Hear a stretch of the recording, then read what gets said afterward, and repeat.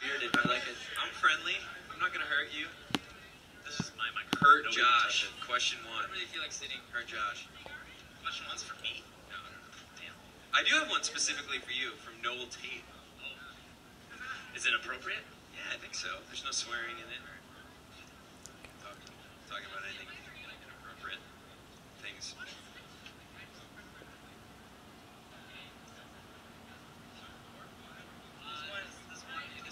Here he is. Okay, we got everybody. Matt Taylor, A round of applause for Motion City Soundtrack, please. So one more time before we get down to talking about stuff, let's talk about the Popsicle Festival. One more time. The 11th of 17th of December. Yep. 17th. At First Avenue. And the 7th Street entry. The entry. And I think it's gonna be like 10 bands. So last year we did it for the first time. And so what we would do is we would piggyback bands. So a band would play in the main room, and then as soon as they're done, a band starts in the entry, and then we just go back and forth, back and forth. We're headlining. Glow is playing, as well as Four on the Floor, Two Harbors, Cuckoo Kangaroo, and there's like 5 more that are almost going to get confirmed. We'll get confirmed shortly. So they're kind of. Who's seen Cuckoo Kangaroo? Yeah, I was going to ask you, why you on top of it? It's a mouthful, but it's a very interesting band as well. You kind of you sort of have to surrender to it, you know, like let the inner child in you come out. But once you do, you're not going to go away disappointed. It's a lot of fun. So December 17th, First Avenue. This is the second one you said? Yeah, we tradition. Yeah, we had tradition. done a bunch of like holiday shows over the years, and then I think we had done one for a year or two, and then we decided to give it a name, and so we came up with Popsicle. Yes, and as Jesse said, we invited other people to go with us. All right. Well, sounds like who's going? Yeah. Show hands. Who's going? What's wrong with the rest of you? WTF, mate? Yeah, right. All right. So this band was born. What, 1997? Sort of. I mean, at this point, I think we've changed that statement to say 2002. But Josh and I have known each other since we were both in high school. We started it back then, but really didn't figure it out until 2002. So there was a 5-year period of what was going on there? Sorting it out. Pain, push-ups, a lot, writing songs, like push-ups on your knees, throwing them away.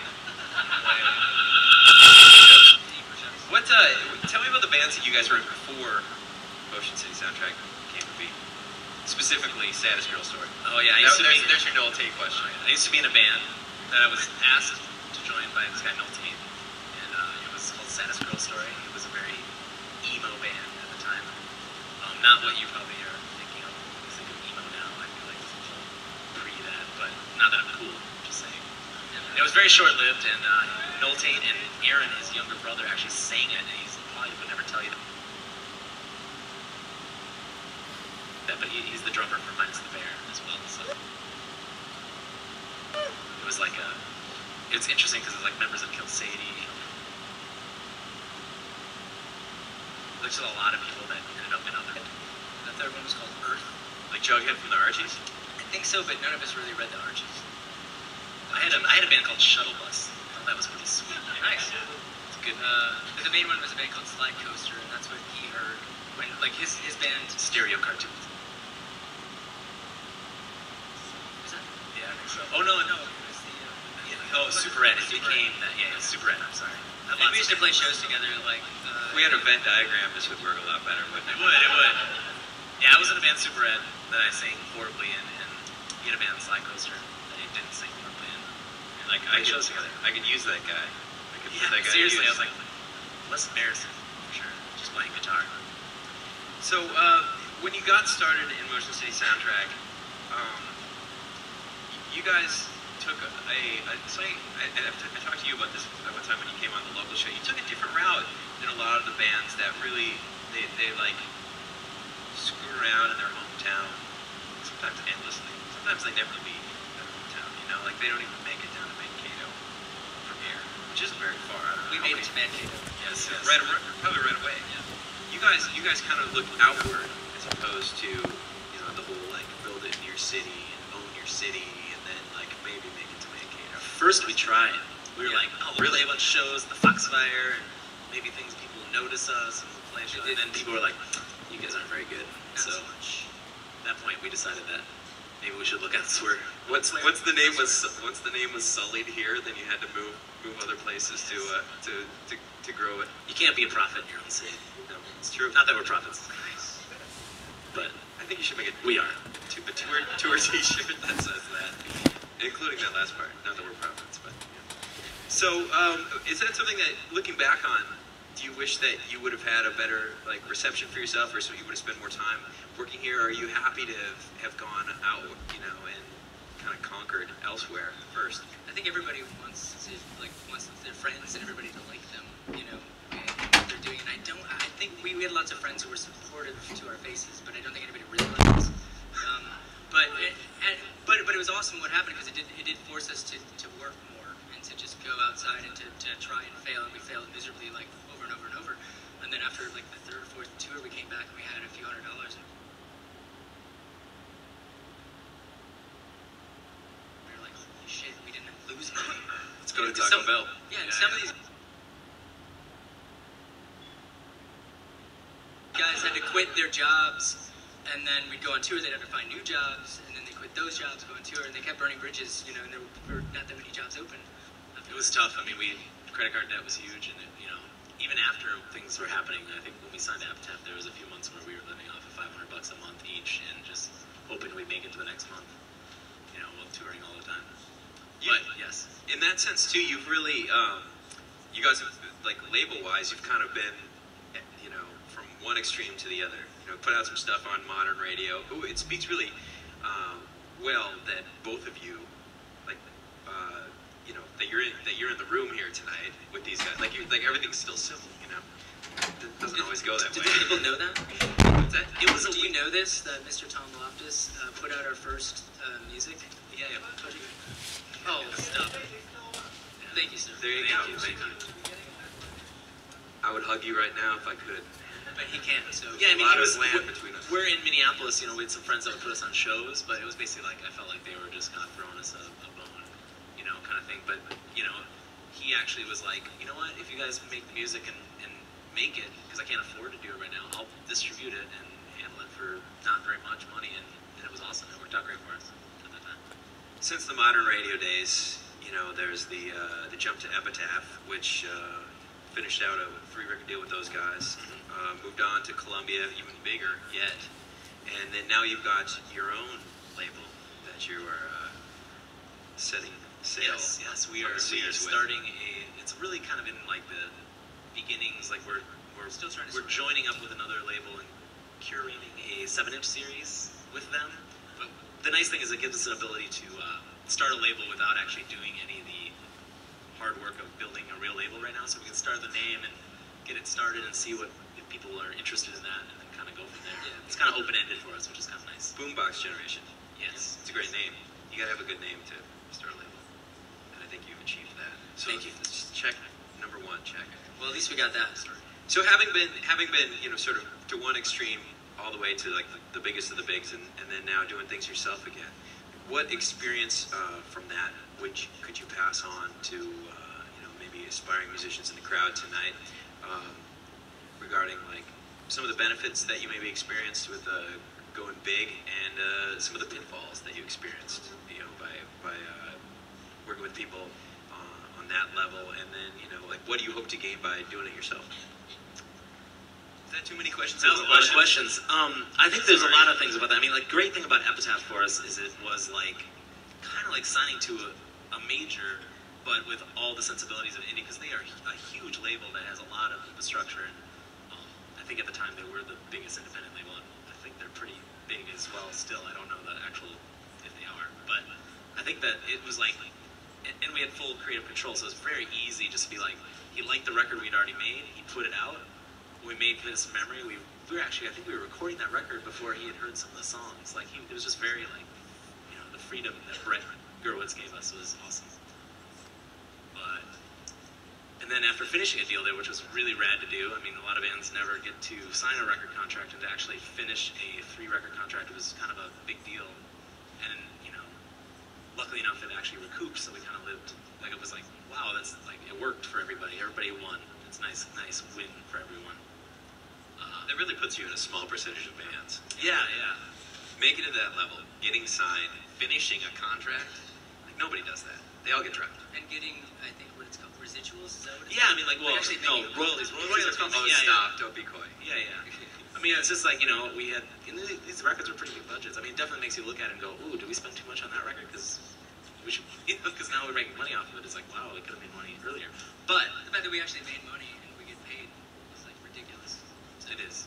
And then, you know, the crazy thing about our major deals, we signed it 2 years prior to actually working with them about, right? Was that about the time? And so when we got to the major label, it was really easy. They were very conscious that what we had come from. But there was definitely a new thing we had to deal with. Like, they wanted us to try to dress in different ways and do things that we, you know, there was some battles. Really? That's There real. was a little bit of it, but not a lot. Not like horrible. Not like a Johnny Bravo. But there was You're some- all too there was young some for that. s- Did anyone know the Johnny Bravo episode of the Brady Bunch? Where Greg gets signed as like, but they only want him because he fits the suit. That's like the message at the end of it. Anyway, but how much Yeah, of it? there was- for real? They were like, get a haircut or There was some, yeah, there was some, hey, Justin, let's change your glasses, put on a suit Which actually coat for worked this out photo okay shoot. because I like the Lose bigger weight. glasses. Well, yeah. I mean, which is real things. I mean, people unfortunately care about that stuff, and it's a horrible aspect of this business. I'd love to be above it, but it is tough.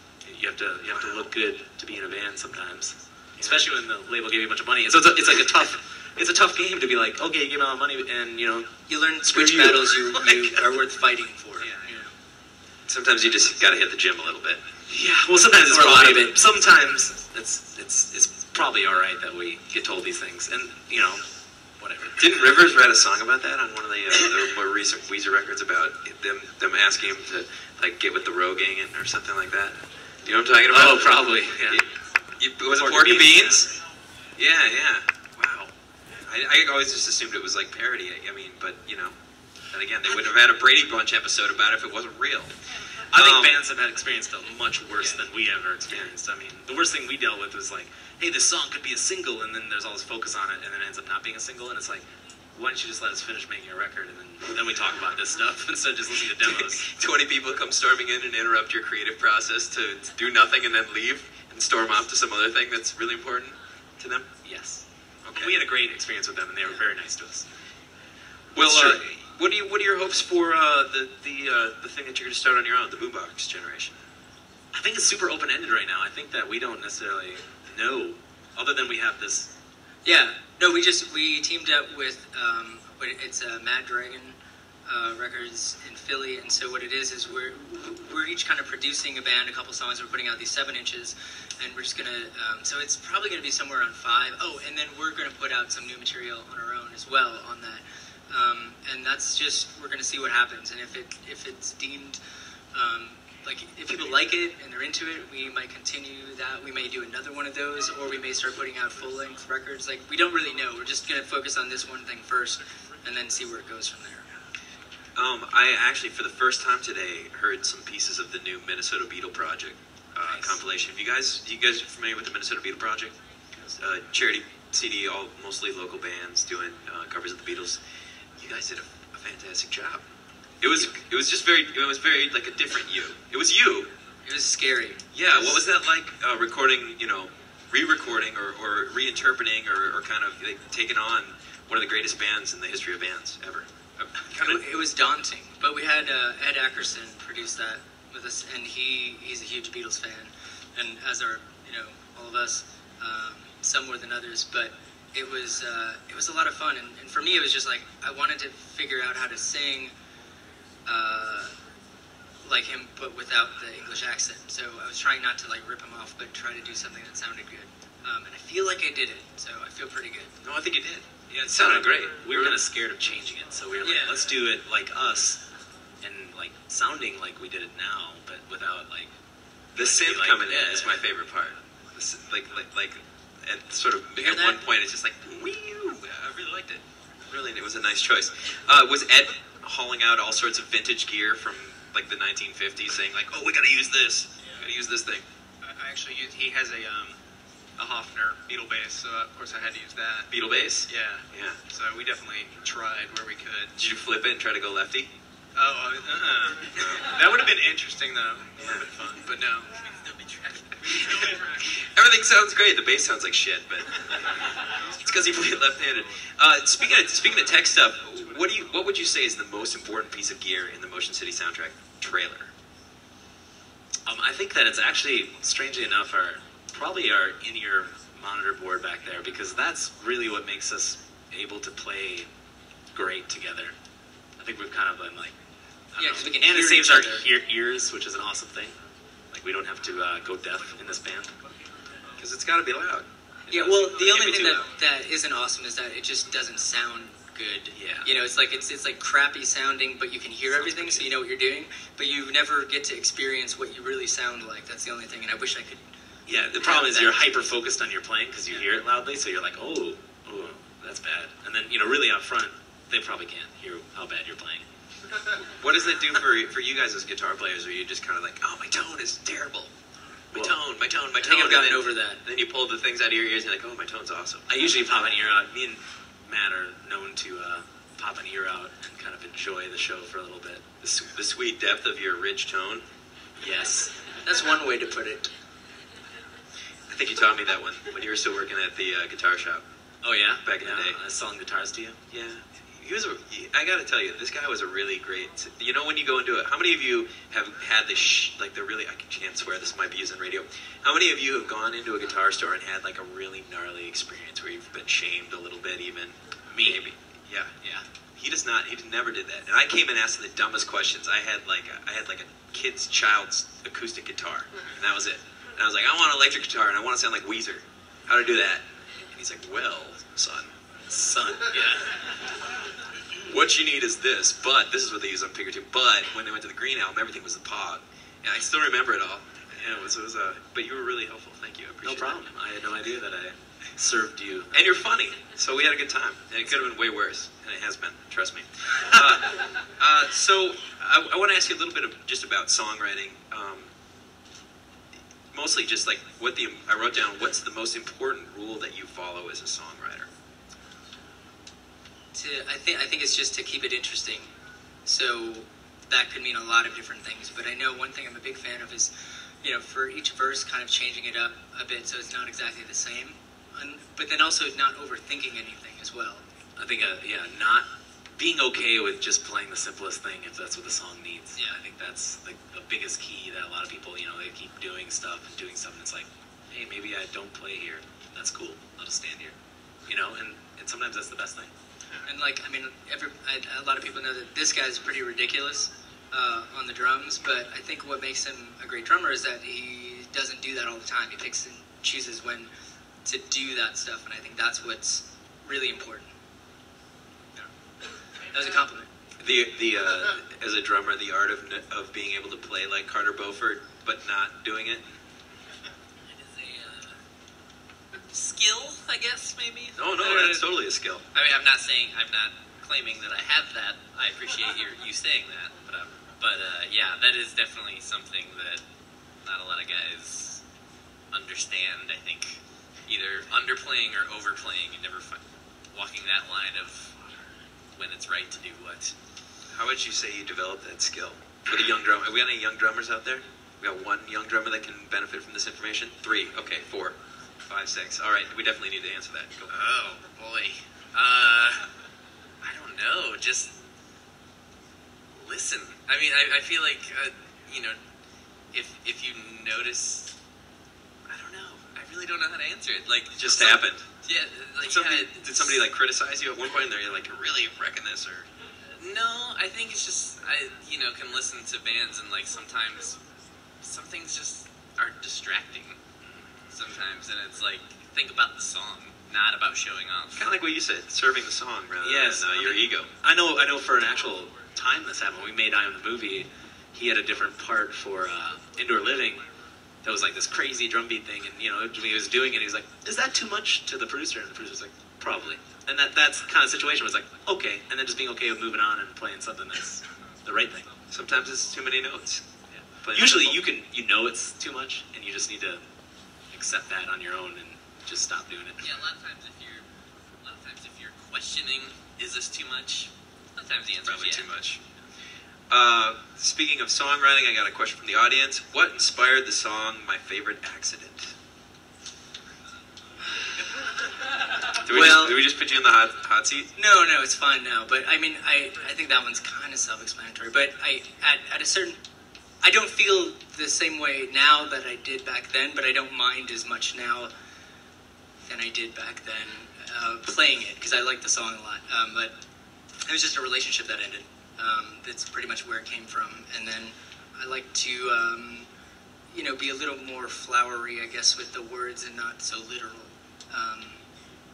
Because then I felt like it was okay to talk about. And I think I've gotten over that as the years went on and just, straight up literal. But yeah, it's very simple. She moved away and dropped me. Anyway, so I got another audience question.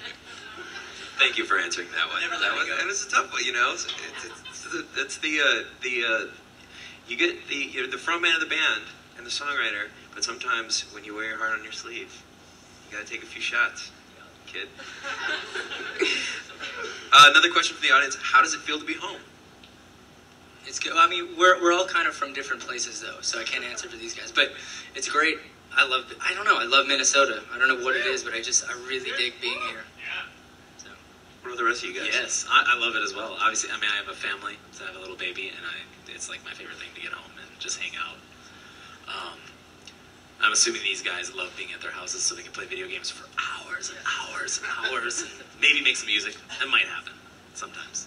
Yeah. I would do that too if I didn't have a 1.5-year-old because I can't really play Gears of War in the same room with her. What's the game? What's the Motion City soundtrack? I mean, I think it's ever changing. Each of us are into different things. I love Gears of War and like Halo and stuff like that. And I'm currently playing Skyrim. I'm currently into Arkham City, but I'm stuck. How is that, by the way? It's awesome. I mean, it's like the same thing as Arkham Asylum, but it's better, I think. And you get to be Catwoman, which is cool. Interesting social experiment. You don't like it?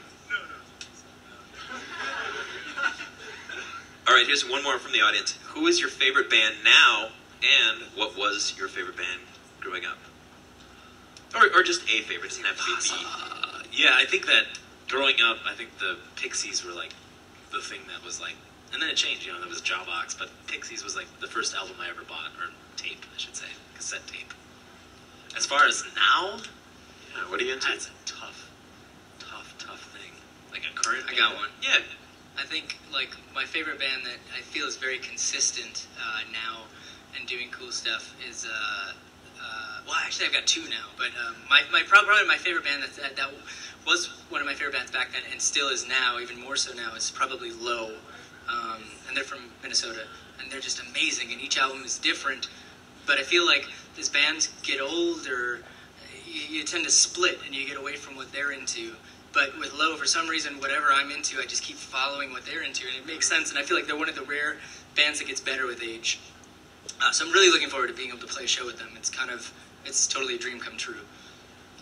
I think I listen to a lot of Phoenix. I don't know if they're my favorite band, but I always put that record on and then dance around with my daughter and goof around in the house. It's a great, feel-good time. It's good stuff. I had a moment in the car with the Phoenix record last winter where I'm not going to tell you what was going on, but I'll tell you this. I was just like, holy cow. This is the best thing I've ever heard in my entire life. It's so deep and perfect and balanced and pretty, and this is incredible. Oh, wait, I'm driving. I made it home. It's fine. I feel like they're awesome because it's kind of like gibberish a little bit too. Like sometimes it's just like, oh, chocolate, and it's just like, what are they saying? Like, it makes any sense. I don't know. It might be a Nintendo, like it could be music for some video game from 10 years ago, but it also is like could rock a dance party in your living room. What about the rest of you guys? I've been a huge Ben Folds fan for quite a long time now. Getting back together, the five. I know. Pretty exciting. I'm stoked about that. Yeah, I think they're supposed to record next month, if I'm not mistaken. I believe so. Yeah, a whole new record. Yeah. Stoked. And I grew up listening to a lot of nerdy music, and I will still admit I still enjoy the Huey Lewis and the News. They were a class act through and You through. laugh, but tell me those aren't good pop songs. You're serious, right? I'm 100% Okay, I was going to say, serious. don't joke with me about Huey Lewis and the News. Go back and watch American Psycho. and watch specifically the part where he kind of like reviews the Huey Lewis and the News records, and then listen to the Huey Lewis and the News records. Whole new light. I'm telling you. What about the rest of you guys? Growing up for me, I mean, it depends on which era. They go right up his nose. It went right in my mouth. That's all right. Like as a kid, I mean, I was a huge Monkees fan, which is a little funny now, but that kind of led to the Beatles. My parents were huge Beatles fans, and I'm still a huge Beatles fan. And I feel like that if I had to pick a favorite now, that's still them. It's kind of boring, but That's not boring at all. They're really good. Me and Tony both went to, or Tony and I, sorry Tony, didn't mean to insult you there. We both went to the Monkees and Weird Al show back when we were little kids in different states, right? You did that too, right? Like they were together? Yeah, they toured together. They played the grandstand. It was awesome. Oh. Yeah, I went to for Weird Al and then I stayed for the Monkees. They came out on a bed. Like the show. Was it all four of them back together again? I think there wasn't all of them. Yeah. Matt Smith, he doesn't want to play nice.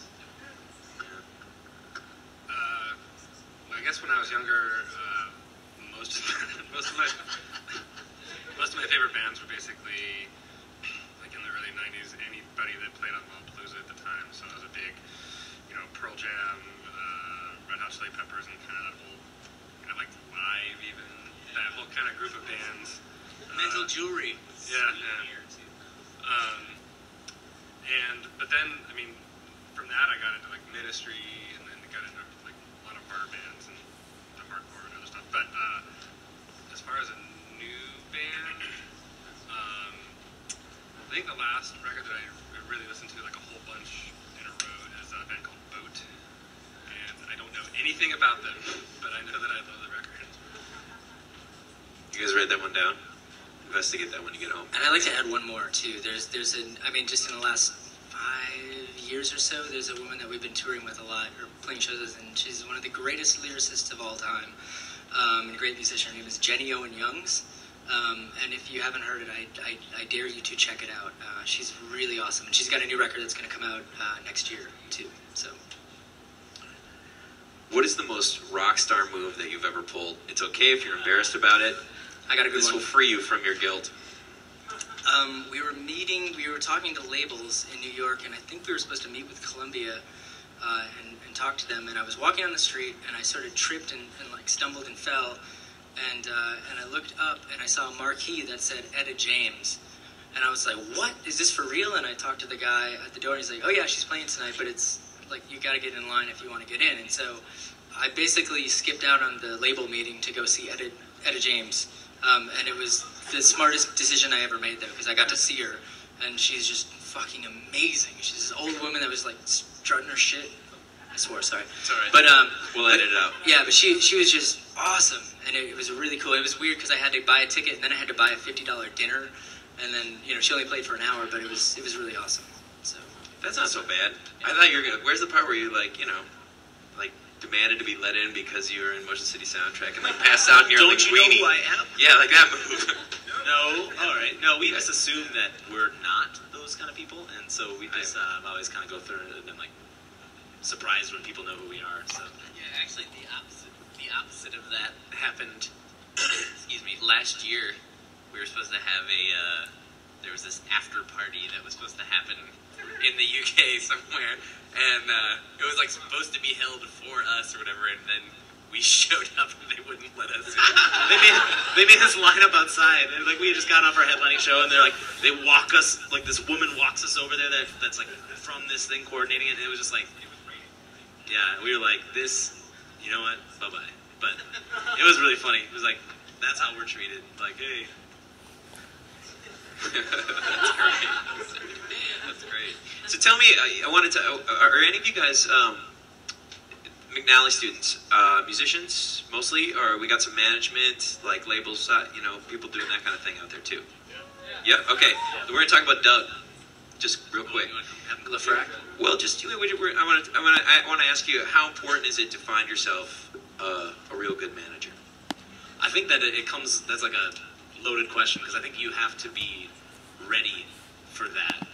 And you may not need that in the early days. I know bands that have gotten managers and it's just like, sometimes it's not the right time. But if someone's like passionate about your stuff and willing to like come on and basically like just start working with you and seeing what happens and not get into crazy contracts and stuff like that. I mean, that's what we've been like, a lot of our contracts have been handshake other than with labels. And it's just the thing is if you don't want to work with each other, you shouldn't have to. So I think you just go with your gut. But if someone seems schemy, they're probably schemy. You know what I mean? It's just like... And I think we lucked out too, because like Doug signed on for about a year or two. I don't forget, but there was he didn't take any money from us in the beginning because we weren't making any money, and so he just worked because so he just worked because he believed in us, and I think that's what we've tried to do is surround ourselves with people who believe in us. Obviously people need to make money, and that's part of it, but we really want to work with somebody who believes in us, and. Well, yeah, and understand you have to pay for the service you're getting. If you want services done by people, you have to pay for it. And if it's not something that you can afford at the time, you need to negotiate something that you can afford and see if you guys can work something out. I just don't... Sometimes it's really great when a band has a manager. It just depends on the people, If that person can deliver and get you the people you need to build a nice team, because that's really what they should do, is help you build a great team. So those are the skills that... What types of skills would you say make a great manager for a band? Just that interest, that passion, that sort of willingness to work gratis because you believe in the project. Yeah, and also knowing what the band is and what they want to do and where they want to go. So, I mean, you are responsible for that. And then, having them work on that stuff, but also bringing ideas. And, oftentimes we get things from, management that's like, you guys should do this. And we're all, kind of like, I don't know if we're into doing that. And sometimes it's the right decision to do if you want to, break into new territory and do different things. So I think it's a combination of those two things. Yeah, I think they have to just be able to, just as much as you do, have to, kind of roll with whatever happens and where things are going. You may have a plan. A lot of it is who you meet and who you know. But if you don't love what you're doing, or if you're focused on a goal way out here instead of what's happening right in the moment, you're going to lose. I don't know. It still could work out, but I feel like you really have to love what you're doing. Otherwise, there's no point in doing it. And, if you've made good decisions in your life prior to this, maybe trust your gut reaction to a situation. If you think it's not comfortable, then you probably should steer clear from whatever that is, and listen to your bandmates, because sometimes we've had situations where one of us doesn't want to do something, and we're all going for something, and then we decide to pull away from it because we realize that that person's right. This is a bad idea.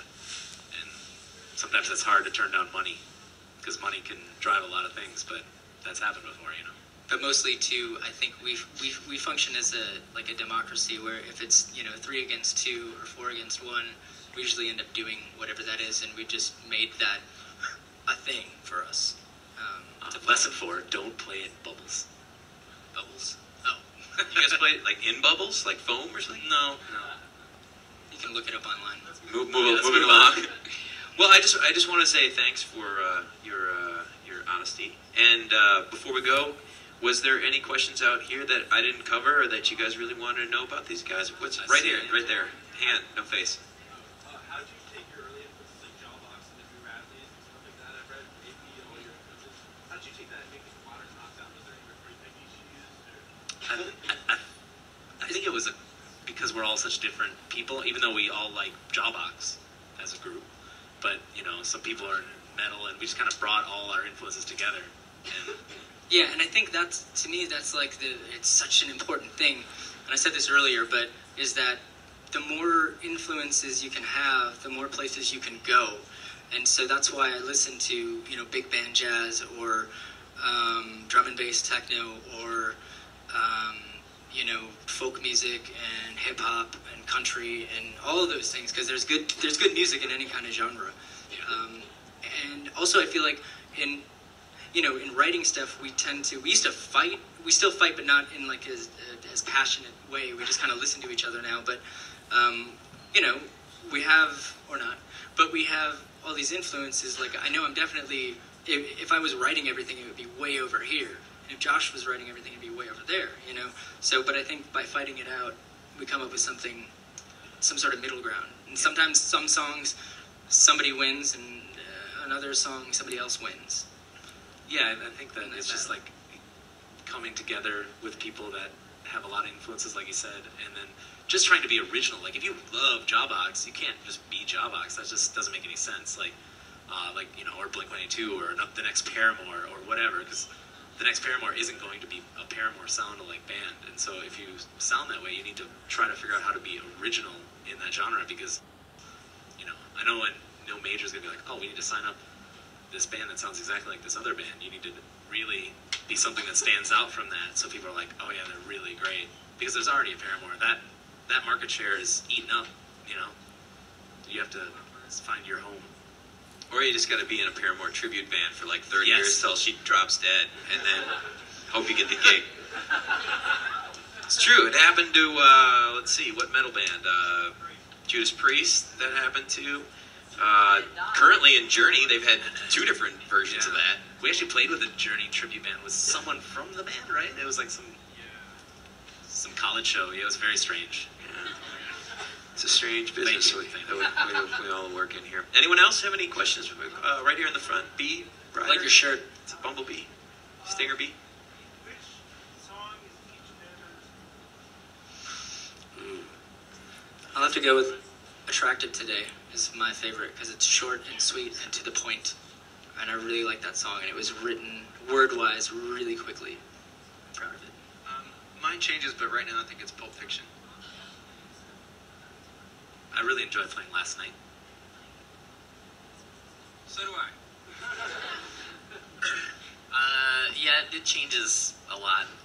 We hardly ever play it, but I really like playing Autographs and Apologies. I realized that when we did our album tours a couple months ago. I realized that I enjoy playing that one. Satisfied? Plus. Okay, beautiful. Anyone else? All right, what about you down here? What prompted you guys to cover Wave So Long by Trampled by Turtles? I liked the song when I was on the radio. I forgot to ask about that. That's really Yeah. cool, actually, by the way. Tell everybody. Do you guys all know about this? Yeah. The Split 7? Of course you do. Coming out soon-ish, right? Or the 21st. Oh, Tuesday. It's going out Tuesday. With this, not when this airs on, but yeah. Anyways, yes, I liked the song on the radio. And I was like, it's great, and it's gotten a lot of love here. And I was like, we like to just not cover bands that sound like us, because that's just weird. Yeah. And we were like, well, this is a song that's like done such a specific way that we can really bring it to us without like doing it injustices, And I think that that's what our goal was. And I think our manager Doug had come up with the idea to do a split 7-inch in this kind of weird time that we aren't on a label and not releasing anything, and just so we could do something. And it just worked out that they were willing and interested. And Yeah, and it was a lot of fun too, because we kind of rolled into the studio without any idea what we were going to do, and then just sort of figured it out in a few hours, and then started recording it, and Yeah, it's 'cause we're pieced it awesome. together. It was fun. Anyone else have any questions? You, sir. Yeah. How did you guys get hooked up with Mark Hoppus to produce Minutes to Memory? And how do you feel about Controversial stuff. I like it. Well, I gotta watch you. the first, Take my job. the first, I'm trying to think, because I think it was Brendan. a man by the name of Brendan Klein worked for Atticus, and he gave Mark our CD, and it stayed in his car for like several months or something, and then he kind of picked it out and put it in, and he was like, holy crap, these guys are all right. And then I think they contacted us about opening for them in Europe, in the UK. No, was it Japan first? No, it was you. was- The first thing too is like we just picked up a Rolling Stone, and he someone had asked him, "What's your favorite new music?" Whatever. He's like, "I really like Motion State Soundtrack. The lyrics are really rad." And we were like, "How that? What?" And then literally we were on tour. We had a tour with Simple Plan, and they offered us this UK European tour, and we were like, "We're gonna have to bail on this tour we already had planned." It was so like boom boom, and we just did a couple shows, and then we got on a plane and flew out there. Played in front of the most people we've ever played for, and it was crazy. Yes. Scary. And the new record's awesome. Oh yeah, and then on that tour, I think Josh was talking to him, sort of. Well, we were like asking him, who should we work with? And he was like, all these people, and he's like, oh, we bought all this gear for the last record, I basically own a studio, it's in storage, whatever, because they just did that record in the house, and then so we were just like, why aren't we just asking him? And, I talked to him in private a little bit, but then he was just like, yeah, sure. And that's kind of how it was. It was like, They're like, okay, we kind of did this deal. That's the awesome thing about being an Epitaph, because he was like, sure. Like, even Epitaph was just like, there was no, he hadn't really produced anything yet, and they were just like, yeah, it'll be awesome. And so we made it work, and he did. Yeah, it was great because he signed on to us without hearing any songs. And he was like, I'm in. And then, and we signed on having, like, he'd never produced anything, so we didn't know either. But we liked, like, the other big thing is that he was into the same music as us, because we would walk by their dressing room and they'd be blasting, like, Fugazi and Dinosaur Jr. and all these things, because we're almost the same age. And it's Atomic Dustman. Oh, yeah. He's a big fan of them. So, yeah. Anyone else have any questions? I see one in the back there. You, yep. Hello. I was wondering what you thought about the pop punk revival and the recent Pop Punk's Not Dead and that kind of movement that's been happening kind of recently. I don't know anything. I'm an old man, and I am not connected to the scene. I play shows when I can, and I hope that people know what's happening. Cause yeah, I kind of hide in my What's cave. happening? You mean like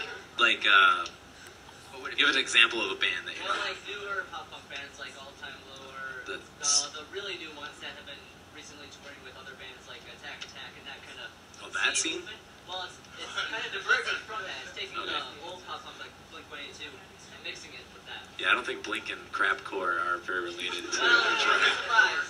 I'd be surprised. I haven't listened. I can't say that I know what I'm talking about there. But I know, like, there's great bands like the Swellers who are doing really cool stuff that's, like, just straight up, like, old school punk rock that's catchy and... But really melodic. Yeah, but really melodic, but in, like, a nowadays, like, production, so it's not, like that. And, I don't know. Yes? Because it's you. I hope I didn't offend you. No, I was just curious. That guy's so bummed out. He's gonna be waiting for you outside. We really don't know. I mean, like, we're just, I mean, you'd be surprised, like, this thing, we're attached to a punk pop... One more try. Pop punk thing. And really, that only thing that made us that is that we signed to Epitaph. And we've been, like, in the fact that we do everything kind of DIY. That's the only punk rock thing I would say about us, is that we've been like, oh, sorry, yeah, thank you. I'm an idiot. I'm going to stop talking. It's okay. We love the sound of your voice. But yeah, it's just, we're just not connected. I mean, we listen to a lot of different music, and it's ever-changing, so I try not to go with the flow, I guess. All right, dudes. Well, thanks so much for hanging out. And did we miss anybody? Yeah, we have a new album. Yeah, I just have a question. What's the biggest mishap or disaster that's ever happened on stage? I have a pretty good one. Ooh, do tell. I was playing, and I tripped on my cord at Warped Tour in, I was like Florida somewhere, St. Petersburg or something. And I tripped, and I was like, oh crap, I'm gonna fall backwards, this is gonna suck. And I rammed into Jesse, because he was standing there just backwards, and I bounce off him, and he just goes flying forward. His keyboards go everywhere, they're under Justin's feet. I get pushed backwards onto the drum set and break the front head on the kick drum. Well, there's people watching us. It was about as embarrassing as it comes. And I think Jesse I was told recently that he looked like he was the most angry person in the world at that moment. Like, he was just steaming angry because he thought I just basically punched him in the back. And Justin was standing on his keyboards. Yeah, he's not parking, he's just trying to play the song, and he's just like going like this. Oh, Jesse has one. Please say that's on the YouTube. Okay. I also played, we were playing in Amsterdam, and it was two things happened that night, I think. It was being, live streamed, and I realized during the last song that I'd had my fly down the entire show, fully open. So an entire, hour set on the internet like that. And then the other thing that happened is somebody decided to come up on stage, turn around, and fall backwards into the crowd. And the crowd completely moved. It was really bad. And a lifetime chiropractic patient was born that day. New album? I heard out there. New album? Do you have a Yes. question? What do you got? Oh, well, we recorded a new album number 5. That's what your manager's for, right there. And we recorded it here in sunny Minneapolis in February. Earlier this year. It's just 20 Yeah, it's just below. cold. But we did it with Ed Ackerson at Flower Studio, and he's just awesome. And we had done a couple of these sort of acoustic alternative versions of songs that we put out with our like EPs that we put out with the last 2 albums, and we had so much fun doing that. We would show up with no idea what we were doing and just kind of hammer it out with him and just kind of try new things and figure it out. And we thought we would try that sort of experience, but with an actual album.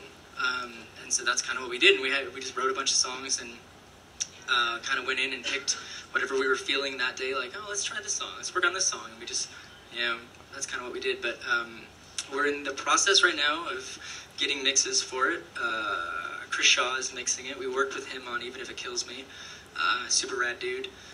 And and so we're hoping that it's going to be coming out in spring of next year. Somewhere, spring, summer. Did I just hear a sigh from over here? It's like is that too long for you?